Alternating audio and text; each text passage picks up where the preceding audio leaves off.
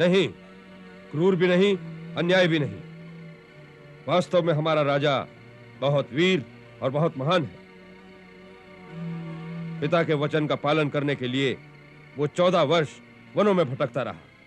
केवल वानरों और भालुओं की सहायता से उसने रावण जैसे महान पराक्रमी और उसकी पूरी सेना को यमलोक पहुंचा दिया। ऐसा वीर और महान महापुरुष इस पृथ्वी पर दूसरा नहीं हो सकता।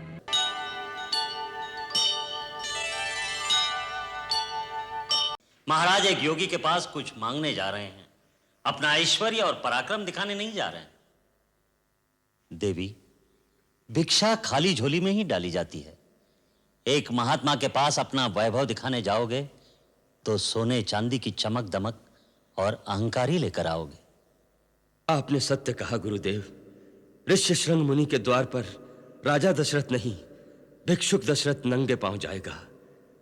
आशीर्वाद दीजिए। तुम्हारी मनोकामना सफल होगी राजन।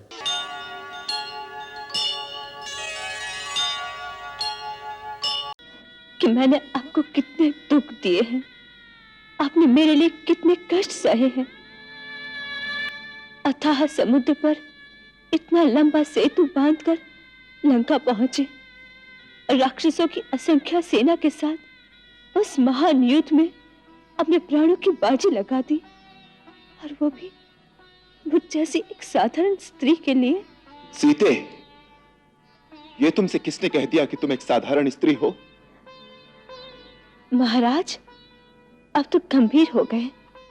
मैंने उपहास में कह दिया। सीते, सीता और राम का संबंध कोई उपहास का विषय नहीं है। यह तो एक छोटा सा समुद्र था। तुम्हारे लिए यदि धरती से किसी दूसरे लोक तक सेतु बांधना पड़े तो मैं वहां भी पहुंच जाऊंगा।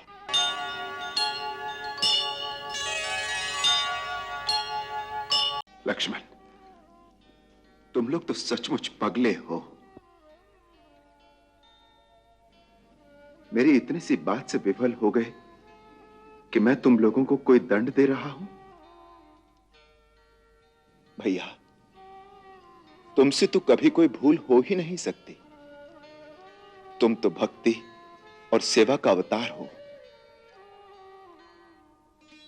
इतिहास को जब भी एक आदर्श भाई की उपमा की आवश्यकता होगी तो केवल एक ही नाम सामने आएगा, लक्ष्मण।